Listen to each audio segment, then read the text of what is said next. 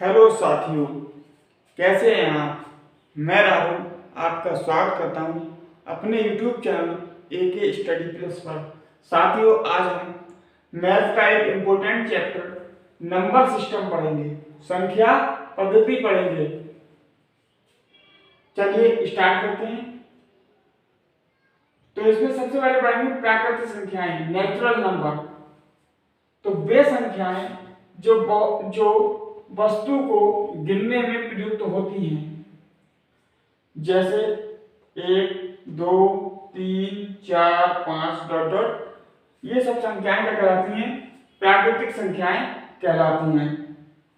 दूसरी दूसरी है पूर्ण संख्याएं। तो यदि प्राकृतिक संख्याओं के साथ शून्य को भी सम्मिलित कर लिया जाए तो वे संख्याएं पूर्ण संख्याएं कहलाती हैं, जैसे 0, 1, 2, 3, 4। आगे बढ़ते हैं पूर्णांक, इंटीजर कहते हैं इसको इंग्लिश में। तो धन पूर्णांक ये होते हैं आपके 1, 2, 3, 4। शून्य पूर्णांक 0 हो गया, और ऋण पूर्णांक -3, -2, -1 डॉट डॉट। यदि इन तीनों को, धन पूर्णांक, शून्य पूर्णांक और ऋण पूर्णांक, तीनों को सम्मिलित कर दिया जाए, ठीक है, तो जो समुच्चय प्राप्त होता है उसको पूर्णांक समुच्चय कहते हैं। जैसे -3, -2, -1, 0, 1, 2, 3 डॉट डॉट डॉट, ऐसे ये चलता है।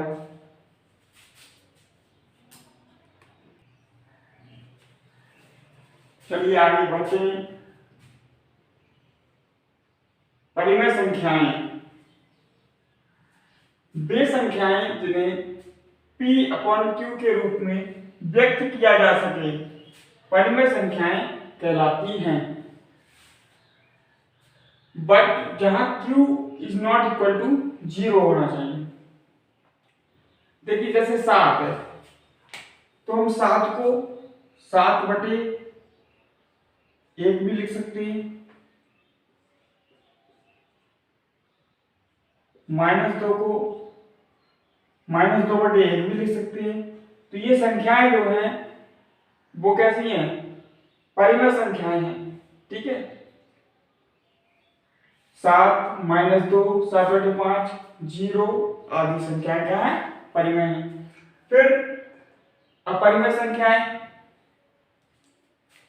इर्रेशनल नंबर, वे संख्याएं जिन्हें P/Q के रूप में व्यक्त नहीं किया जा सकता, अपरिमेय संख्याएं कहलाती हैं। जैसे √2, √3 और √5, ये संख्याएं जो हैं अपरिमेय संख्याएं कहलाती हैं। कुछ नोट हैं, देखिए नोट 1, परिमेय तथा अपरिमेय संख्याओं का योग व अंतर अपरिमेय होता है। जैसे 3 + √5 एक अपरिमेय संख्या है। यहाँ पर 3 तो एक परिमेय संख्या है, और √5 या √5 एक अपरिमेय संख्या है। इन दोनों को हमने जोड़ा तो क्या प्राप्त हुई? हमें एक अपरिमेय संख्या प्राप्त हुई। दूसरा, परिमेय तथा अपरिमेय संख्याओं का गुणनफल अपरिमेय संख्या होता है। जैसे 3 तो यहाँ पे क्या है? परिमेय है, और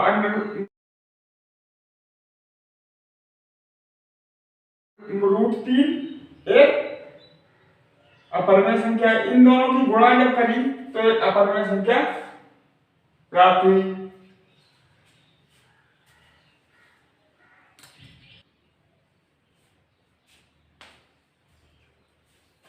चलिए आगे बढ़ते हैं। वास्तविक संख्याएं, रियल नंबर। वास्तविक संख्याओं में परिमेय तथा अपरिमेय दोनों प्रकार की संख्याएं आती हैं। सम संख्याएं, वे सभी संख्याएं जो 2 से पूर्णतया विभाजित होती हैं। सम संख्याएं कहलाती हैं, जैसे 2, 4, 6, 8 इत्यादि। विषम संख्याएं वे संख्याएं जो 2 से पूर्णतया विभाजित नहीं होती हैं, विषम संख्याएं कहलाती हैं, जैसे 1, 3, 5, 7 etc।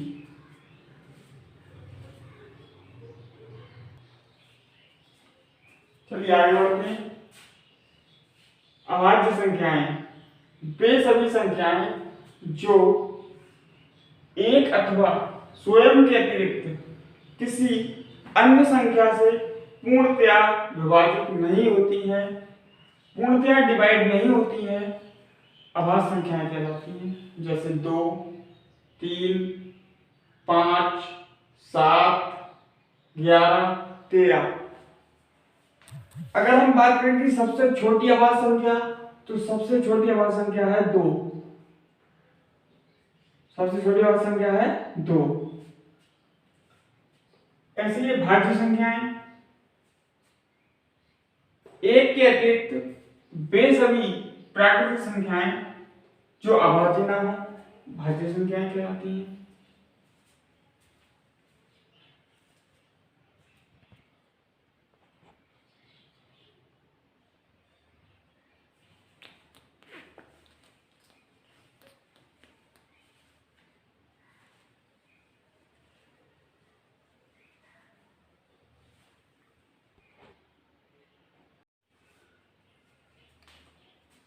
चलिए आगे हम पढ़ेंगे भाज्यता की जांच। जैसे 2 से भाज्य का नियम क्या होता है, यदि दी गई संख्या के इकाई अंक के स्थान पर 0, 2, 4, 6, 8 हो तो वह संख्या 2 से पूरी तरह भाज्य होगी। जैसे 10, 12, 724, 916, 818। तो इनका इकाई क्या है, इसका है 0, इसका है 2, इसका इकाई अंक 4 है, इसका इकाई अंक 6 है, इसका इकाई अंक 8 है। ठीक है, तो ये सभी संख्याएं क्या होंगी, 2 से पूर्णतः डिवाइड होंगी। ऐसे ही अगला है 3 से भाज्य।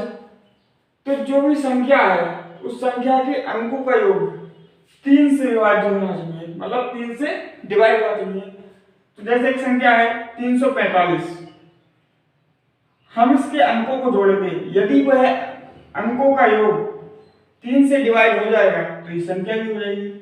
जैसे हमने ये किया है 3 + 4 + 5, इन सबको जोड़ा तो हो गए 12, 12 को 3 से डिवाइड किया 4, पूरी तरह हो गया डिवाइड, क्योंकि 12 जो है 3 के पहाड़े में आता है।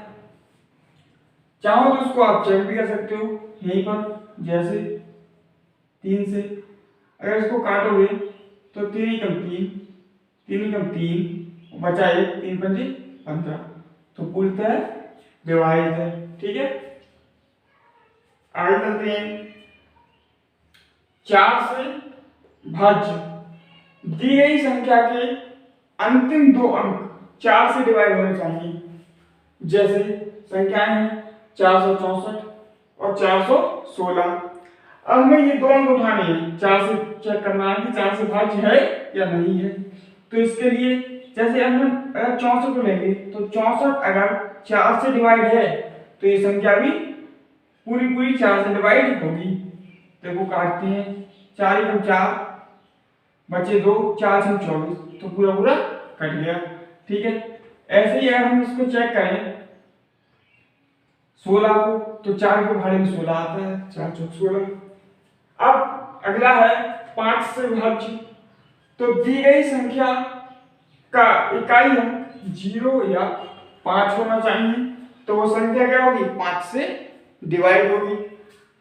जैसे संख्या है 440, 545। ठीक है, तो यहाँ पे इकाई अंक क्या है, 0 है, यहाँ इकाई अंक 5 है।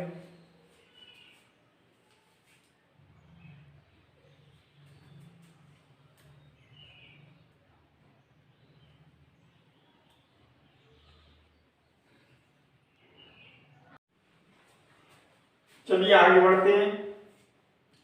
6 से भाज्य संख्या। यदि दी गई संख्या 2 और 3 से डिवाइड है तो वह संख्या 6 से भी डिवाइड होगी। जैसे संख्या है 624। देखिए अब ये 2 और 3 से डिवाइड है या नहीं है, इसको चेक करते हैं। देखो 2 से डिवाइड का नियम होता है कि लास्ट का अंक जो इकाई अंक है वो 0, 2, 4, 6, 8 होना चाहिए। तो इसका मतलब इकाई अंक 4 है, तो इसका मतलब है कि 2 से ये डिवाइड है। अब देखेंगे 3 से, तो 3 से डिवाइड का नियम क्या होता है कि संख्या के अंकों का योग 3 से डिवाइड होना चाहिए। तो 6, 2, 8 और 4, 12। इसका मतलब क्या है कि 12 3 से डिवाइड है, तो ये 6 से भी डिवाइड होगी। अगर चाहो तो इसको चेक करके देख सकते हो। देखो 6, तो 6 कम 6 और 6 चौक 24, पूरा पूरा डिवाइड हो गया। ठीक है, ऐसे ही आगे चलते हैं। संख्या है, ठीक है, 774। अब 2 से हम देखेंगे ये 2 से डिवाइड है या नहीं है, तो इसके लिए क्या है कि इकाई अंक देखेंगे हम 2 से डिवाइड के लिए, तो इकाई अंक 4 है, तो इसका मतलब क्या है ये डिवाइड होगी। अब 3 से डिवाइड के लिए इसके अंकों का योग भी क्या हो 3 से डिवाइड होना चाहिए। तो 7 और 7 14 और 14 और 4 18। 18 क्या होता है 3 से डिवाइड है, इसका मतलब ये भी होगी। ऐसे ही अब एक 38 है, आप इसको चेक कर सकते हैं। तो इकाई अंक क्या है 8 है, जो 2 से डिवाइड है, इसका मतलब ये संख्या। 3 से डिवाइड के लिए संख्या के अंकों का योग देखेंगे, तो 8 और 3 11, 11 और 1 12। ठीक है, 12 क्या होगा 3 से डिवाइड होगा, इसका मतलब ये 6 से भी डिवाइड होगी। इसी प्रकार है अगला 8 से भाज्य का। 8 से भाज्य का नियम होता है यदि दी गई संख्या के अंतिम 3 अंक 8 से डिवाइड होने चाहिए। ठीक है, जैसे ये है 4832 एक संख्या दे रखी है।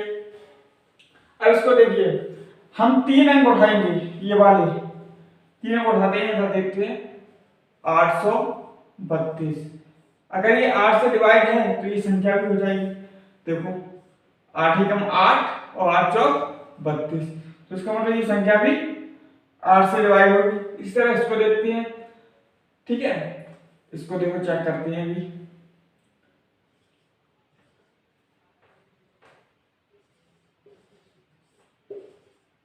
8 छंग 48 और 8 कम 8, इसका मतलब ये भी डिवाइड है। अब आगे चलते हैं 9 से भाज्य। तो दी गई 9 से भाज्य का नियम होता है दी गई संख्या के अंकों का योग 9 से डिवाइड होना चाहिए। अब संख्या दे रखी है 12603। ठीक है, सॉरी 12663 एक संख्या दे रखी है। अब हम इसके अंकों का देखो 1 + 2 + 6 + 6 + 3, इन सबको जोड़ा हो गया 18। 18 ठीक है 9 से डिवाइड है, तो इसका मतलब ये संख्या भी 9 से डिवाइड होगी। अब 11 से भाज्य का नियम क्या होता है, तो 11 से भाज्य का नियम होता है कि दी गई संख्या के सम तथा विषम अंकों के योग का अंतर 0 हो या फिर 11 या 11 का मल्टीपल हो, तो वो संख्या क्या होगी 11 से डिवाइड होगी। अब देखिए ये संख्या आगे से 6710। अब इसको देखिए, ये जो है ये पहले स्थान पर है, ये दूसरे स्थान पर है, ये तीसरे स्थान पर है। ठीक है, ये पहले स्थान पर, दूसरे, तीसरे, ये चौथे स्थान पर है। तो विषम स्थान 1 और 3 हो जाएंगे। तो 1 और 3 को जोड़ा कितना हो गया, सॉरी 1 पहले स्थान और तीसरे स्थान पर क्या है, पहले पे 6 है और तीसरे पे 1 है, तो 6 और 1 को जोड़ा, ठीक है, ये 7 -7 और 0 को जोड़ोगा तो क्या हो जाएगा, ये देखो 7 - 7 = 0। तो इसका मतलब ये संख्या क्या होगी 11 से डिवाइड होगी। आप चेक कर सकते हैं इसको, देखिए इसको चेक करेंगे कि 11 से डिवाइड है या नहीं है। देखिए इधर इसको चेक करते हैं,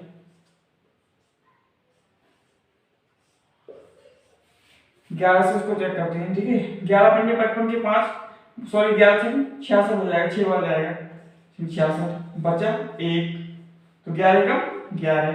ठीक है, तो ये इसका इसका मतलब क्या है कि डिवाइड हो गई पूरी पूरी, यहाँ कुछ नहीं बचा। ठीक है, चलिए अब हम ऐसे ये चलिए अगले चलते हैं। भाज्य, भाज्य बड़ा होता है भाजक गुणा भागफल प्लस शेषफल। अब भाज्य भाजक क्या होते हैं, तो देखिए इधर इसको समझते हैं। अगर मैं 15 से भाग दूं 66 के लिए, ठीक है, तो 15 चौका 60, 4 आ जाएगा, और यहाँ बचेगा 6, तो ये 6 जो होगा वो शेषफल होगा, और 4 जो होगा वो भागफल होगा, और जो 15 होगा ये आपका भाजक होगा, और ये 66 जो होगा ये भाज्य होगा। ठीक है, तो इसमें इस प्रकार का ये रिलेशन होता है। अब हम चलते हैं आगे। तो शून्य ना तो धन पूर्णांक है और ना ही ऋण पूर्णांक है। अगले चलते हैं, एक ना तो अभाज्य संख्या है और ना ही भाज्य संख्या है। एक मात्र दो सम अभाज्य संख्या है। अगले चलते हैं, 1 से 100 के मध्य केवल 25 अभाज्य संख्याएं हैं। अब देखिए ये जो नंबर है लिखा हुआ, ये है अभाज्य संख्याओं को, ठीक है, याद करने का तरीका। तो 1 से 100 के मध्य जो होती है वो 25 अभाज्य संख्याएं होती हैं।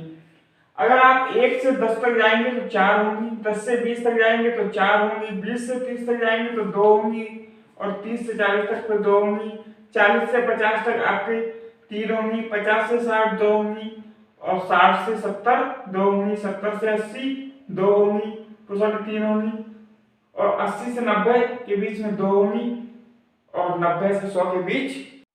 तो ये जो है दे रखा है 1 से 100 तक की जो अभाज्य संख्याएं हैं वो 25 है।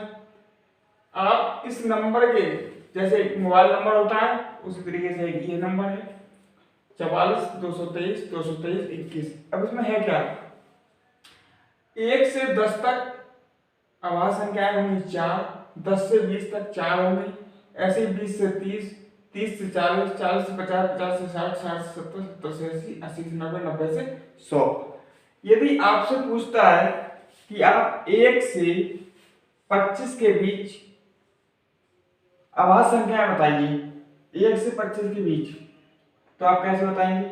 तो देखिए 1 से 10 तक जाएंगे आप, ठीक है, 1 से 10 तक जाएंगे तो आपको मिलेंगे 4, फिर आप 10 से 20 जाएंगे तो मिलेंगे 4, फिर तो 4 और 4 8 हो गई, 20 तक तो 8 हो गई। अब 20 के बाद कैसे काम करेंगे? तो देखिए 21 एक अभाज्य संख्या नहीं है, 22 भी नहीं है, 23 है, तो एक और प्लस कर देंगे, ठीक है, तो ये हो जाएगा आपका 9। तो 1 से, ठीक है, 1 से 25 तक जो अभाज्य संख्या है कितनी होंगी? 9 होंगी। ऐसे ही आप और भी निकाल सकते हैं, 1 से आप 50 तक निकाल सकते हैं, जैसे कि 1 से 50 तक कितनी अभाज्य संख्याएं होंगी?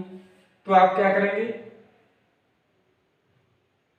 आप सीधे सीधे देखिए 10 20 30 40 50, ठीक है, तो यहाँ 50 तक जाएंगे आप। अब इनको गिन लीजिए आप, 1 से 50 तक कितनी संख्या होगी? 4 4 8, 8 से 3 15, कितनी हो जाएगी? 1 से 50 तक 15, ठीक है। अब आगे चलते हैं। तो प्रथम n प्राकृतिक संख्याओं का योग n n+1/2 होता है, और प्रथम n सम प्राकृतिक संख्याओं का योग n n+1 होता है। प्रथम n विषम प्राकृतिक संख्याओं का योग n² होता है। n प्राकृतिक संख्याओं के वर्गों का योग n n+1 2n+1/2 होता है, और n प्राकृतिक संख्याओं के घनों का योग n n+1/2 का इस पूरे का होल स्क्वायर होता है। चलिए भाई साथियों, तो कुछ इंपॉर्टेंट क्वेश्चन को हम करेंगे। जैसे पहला क्वेश्चन है, प्रथम 100 प्राकृतिक संख्याओं का योग ज्ञात करो, योगफल ज्ञात करो। चलिए करते हैं। तो इसका फार्मूला होता है n+1/2। ठीक है, प्रथम n ये होता है प्रथम n प्राकृतिक संख्याओं के लिए होता है,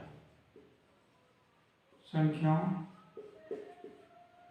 का योगफल। प्रथम n संख्याओं के योगफल का फार्मूला होता है। ठीक है, अब इसमें देखिए n की जगह हमें 100 लगाना है, तो 100 और 100 + 1 मतलब 101 और बाकी तो कितना हो जाएगा 50 × 101। ठीक है, अब आप इसकी तो इसका आंसर हो जाएगा 50/50। ठीक है, अब नेक्स्ट क्वेश्चन चलते हैं। नेक्स्ट क्वेश्चन है, यदि 7 3 8 a 6 a 11 से भाज्य है, 11 से भाज्य है, तो a का मान बताइए। चलिए इसको कैसे करेंगे। तो जब भी 11 से डिवाइड की बात करें, ठीक है, तो आपको जोड़े बनानी है, जैसे 2 4 6। तो इसमें तो पूरी 6 संख्याएं हैं, तो 2 2 का जोड़ बना लीजिए आप यूं करके। ठीक है, फिर क्या करना है हमें, 7 - 3 + 8 - a + 6 - a बराबर 0 रख देना है। ठीक है, इस तरह से करेंगे आप तो बहुत मतलब जो है इजी हो जाएगा। कैसे, अब इसमें क्या 4 बचा +8 माइनस और माइनस ये 2a हो जाएगा और +6 ये हो जाएगा 0। अब देखिए 8 और 4 12 और 6 18। तो मैं इसको लगा देता हूँ, 2a बराबर हो जाएगा आपका 18, तो a बराबर हो जाएगा 9। ठीक है, तो a का मान आ गया आपका 9, ये आपका a का आंसर हो गया। ठीक है, फिर नेक्स्ट क्वेश्चन है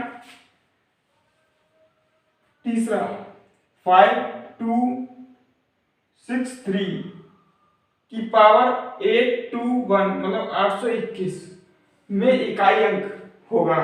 तो इसको कैसे करेंगे, देखिए इसमें सिर्फ 3 को उठाएंगे। ठीक है, 3।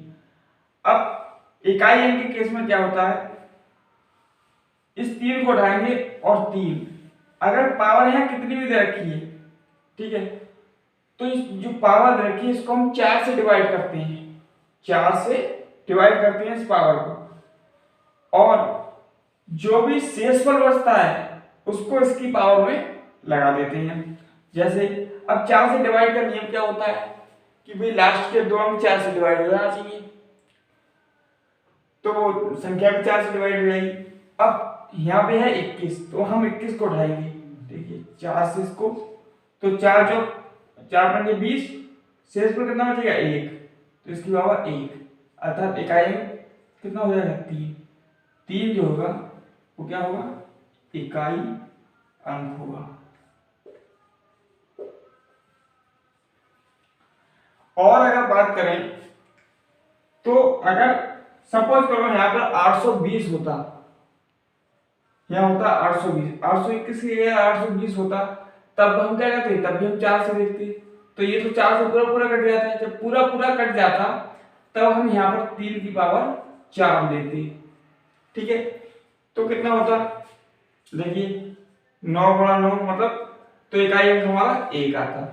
ठीक है, लेकिन यहाँ पे क्या है 821 है, तो हम इसके हिसाब से आंसर निकाला है, इसका मान आया है 3।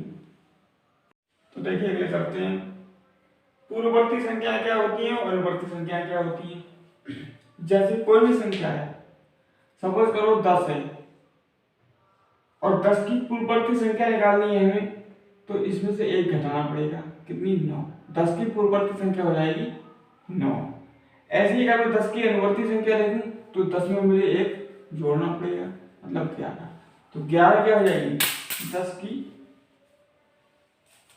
की अनुवर्ती संख्या होगी 11। अब बात आती है इकाई अंक ज्ञात करना। इकाई अंक कैसे ज्ञात करते हैं, जैसे कोई सवाल दे रखा है जैसे कि 5 गुणा 4 गुणा 6 गुणा 8 गुणा 11, इसका इकाई अंक क्या होगा। तो हम कैसे करेंगे इसको, 5 छक्का 30, तो इस 30 का है 0 लेंगे, 0 की गुणा आप जिससे भी करोगे तो 0 ही आएगा, ठीक है। तो इसका इकाई अंक हो जाएगा का इकाई अंक क्या होगा, 0 होगा। ऐसे ही और लेते हैं क्वेश्चन, जैसे बहुत बड़ी संख्या होती है 724 गुणा 743 गुणा 800, ठीक है, 890।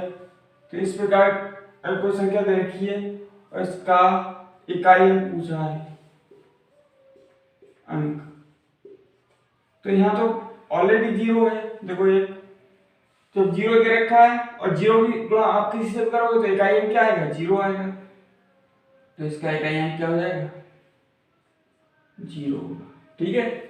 और इसमें और कैसे कैसे होती है, चलिए अगर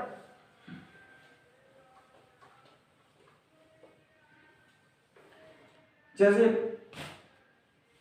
पावर में दे रखी होती है, जैसे कोई संख्या दे रखी है 6 2 3 और इसकी पावर दे दे आपको 4 5 6, इस प्रकार से मतलब 456 इसकी पावर दे दे, इसको कैसे ज्ञात करेंगे। तो इसके लिए भी कुछ कंडीशन होती है, जैसे नंबर 1 इसको बात करेंगे, ठीक है, नंबर 1, ठीक है, नोट लिखो, नोट करके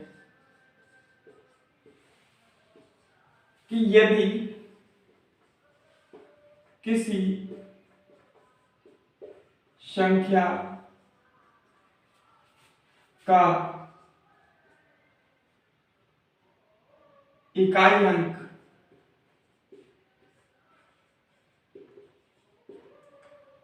0 1 5 और 6 हो तो उसका इकाई अंक वही रहेगा, चाहे पावर कितनी भी हो। जैसे कोई संख्या है जैसे 210 है, इस 210 की पावर चाहे कितनी भी कर दो आप, कितनी बार कर दो, इसका इकाई अंक जो होगा वो क्या होगा, 0 होगा। ऐसे ही अगर मैं ले लूँ 211 ले लेता, 221 ले लो, चलो तो 221 की पावर कुछ भी कर दो, ठीक है, चाहे 8000 कर दो, चाहे कितनी भी कर दो, 800 कर दो, ठीक है। तो इसका जो है इकाई क्या होगा, इसका 1 ही होगा इकाई, ठीक है, 1 इकाई अंक, ठीक है। ऐसे 5 के और 6 के केस में होगा, ठीक है। और यदि इनसे इन नंबर से हटकर कोई भी संख्या है, जैसे जैसे सपोज करो 2 है, 3 है, और भी जैसे 7 है, 9 है, तो इसके लिए कैसे, इसके लिए क्या है, देखियो जैसे अगर कोई भी संख्या दे रखी है जैसे 2 4 2 है और इसकी पावर दे रखी है, ठीक है, इस तरीके से। अब हमें इसका इकाई अंक ज्ञात करना, तो हम क्या करेंगे, इस 2 को उठाएंगे, ठीक है, 2, क्योंकि इकाई अंक क्या है, हमें 2 है। अब हम देखेंगे कि ये जो है, ये पावर जो है इसको 4 से डिवाइड करते हैं। यदि ये पावर पूरी 4 से डिवाइड हो जाती है तो हम इसकी पावर 4 लेंगे, और ये 4 से पूरी डिवाइड नहीं हो तो जो भी यहाँ पर इसको डिवाइड करने पर शेष पर बचेगा। सपोज करो अगर मैंने देखो इसको उठाया 656 को, इसको 4 से डिवाइड करेंगे, ठीक है, 4 एकम 4, 2 बचे, 4 छम 24 और 4 चौक 16। तो यहाँ पे क्या कोई भी शेष पर नहीं बचा, तो इसका मतलब है कि हम 2 की पावर 4 लेंगे। अब 2 की पावर 4 देखो, 2 गुणा 2 गुणा 2 गुणा 2, मतलब 2 दूनी 4, 4 दूनी 8 और 8 दूनी 16, तो इसका जो इकाई अंक होगा 6 होगा। ठीक है, इकाई अंक कितना होगा? 6 होगा। और यदि सपोज करो, एक मिनट, इसकी सपोज करो अगर यहाँ पर 57 दे रखा होता, अब ये 4 से पूरा नहीं कटेगा, तो हम क्या करते हैं,